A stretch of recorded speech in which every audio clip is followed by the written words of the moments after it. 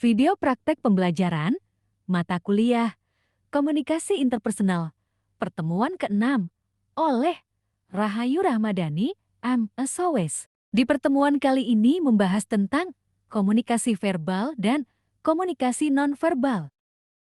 Assalamualaikum warahmatullahi wabarakatuh. Waalaikumsalam warahmatullahi wabarakatuh. Sehat semua? Sehat, Bu. Sehat ya.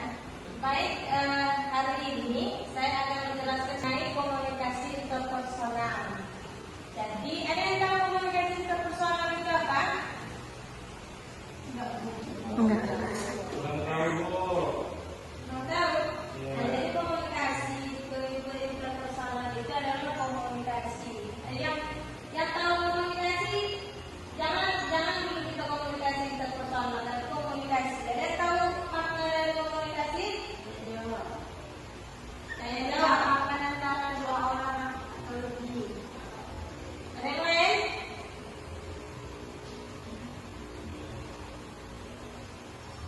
Ada yang lain?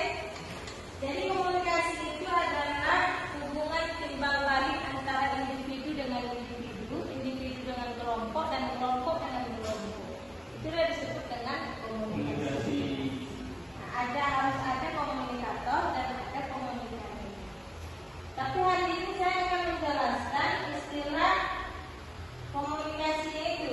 Jadi komunikasi itu di dalam bahasa Inggris yaitu communication, yang dimana artinya komunikasi. Jadi bermakna itu menyampaikan informasi. Harus ada berarti komunikator dan komunikasi. Dalam ini pada kesempatan ini kita akan membahas tentang komunikasi verbal dan non-verbal. Menggunakan kata-kata. Gunakan kata-kata. Yang lain? Kalau non-verbal bahasa tubuh ataupun ekspresi wajah. Saya contohkan. Kayak orang ini, orang yang orang bisu gitu. Kalau non-verbal itu dengan gerakan aja, dengan bahasa isyarat. Kalau non-verbal. Non-verbal. Jadi menurut Dedi Mulyana bahwa simbol verbal itu adalah suatu jenis simbol yang menggunakan kata-kata dan tulisan.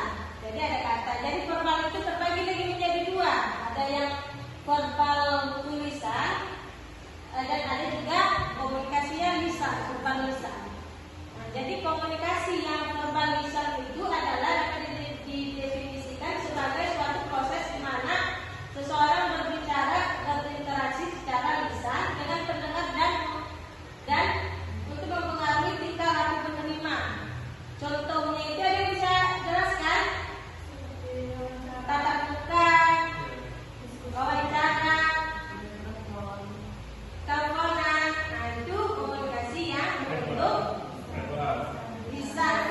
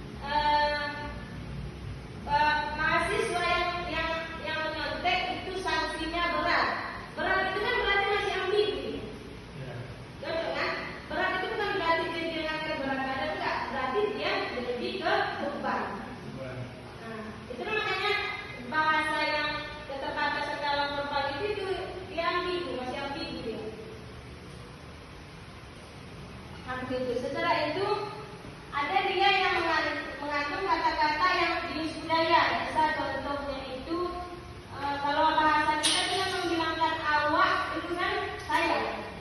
Kalau di Malaysia kita dengar awak itu bukan saya tapi kamu. Secara kata-kata, secara dia sebuah budaya itu masih ambigu.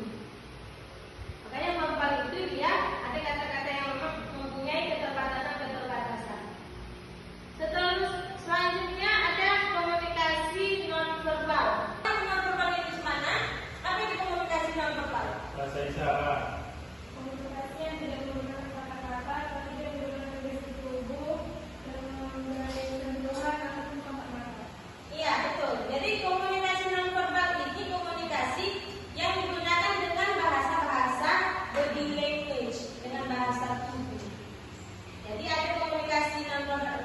Contohnya saya bilang dengan tidak, saya nggak mau. Tapi memang saya nggak mau. Ada bahasa tubuh yang saya apakan? Saya gesturkan dalam bahasa tubuh saya. Yang memang saya nggak mau itu komunikasi non-verbal. Jadi komunikasi non-verbal itu komunikasi yang menggunakan body language, bahasa tubuh. Dengan saya begini, saya mau menjelaskan sama kalian itu dengan tangan saya yang begini, itu adalah suatu komunikasi non-verbal. Saya gunakan ini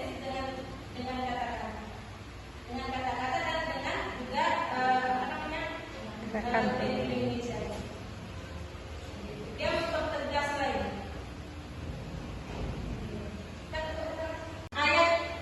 Setelah itu ada fungsi komplemen, yaitu fungsi melengkapi dan memperkaya makna non-verbal. Pesan non-verbal, misalnya air muka Anda menunjukkan sekitar penderitaan yang tidak terungkap dengan kata-kata. Bisa meminta menangis. Itu kan tadi saya ungkapkan air mata yang keluar. Nah, air mata itu yang keluar berarti tak terungkap dengan kata-kata. Makanya air mata kita keluar. Ada yang gitu kan? Sering kita gitu kan? Masalah terharu ataupun sedih, tapi kan tadi saya tidak mengeluarkan dengan kata-kata, kedua dengan air mata. Tapi ada sifat air mata yang mengharukan, ada juga air mata sedih. Nah, jadi begitu. Terus ada fungsi aksentuasi, yaitu fungsi penegasan pesan verbal atau menggarisbawahi. Aksentuasi merupakan tindakan yang ditujukan oleh seseorang dengan menggunakan bagian dari anggota tubuhnya. Ada yang bisa contohnya itu? Ada yang tahu contohnya? Aksentuasi.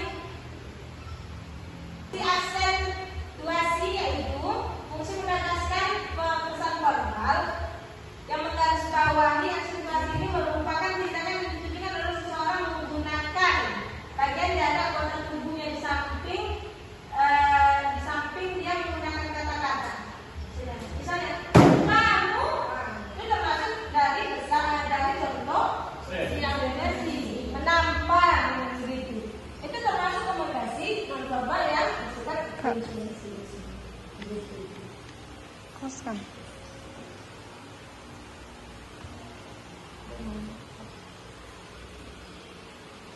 Jadi